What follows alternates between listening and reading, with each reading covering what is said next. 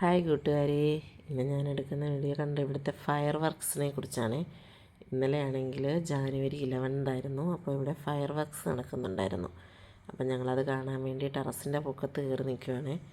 അപ്പം നമുക്ക് അതിങ്ങനെ സൂം ചെയ്തെടുത്താണ് ഈ വീഡിയോസൊക്കെ. ഞാനും കുഞ്ഞും അമ്മയും കൂടാണ് ടെറസിൻ്റെ പൊക്കത്ത് കയറിയിട്ട് അതൊക്കെ കാണുന്നത്. അപ്പോൾ വിചാരിച്ചു രാത്രിയിലുള്ള കുറച്ച് കാഴ്ചകളോട് എടുത്തേക്കാമെന്ന് വിചാരിച്ചു. അങ്ങനെ നോക്കിയതാണ്. ഞങ്ങളുടെ വീടിൻ്റെ തൊട്ട് താഴെയായിട്ടൊരു കാർ ഷോറൂമാണുള്ളത്. അപ്പോൾ അതുകൊണ്ടാണ് ഇങ്ങനെ കുറേ കാറുകൾ അവിടെ കിടക്കുന്നത് കേട്ടോ.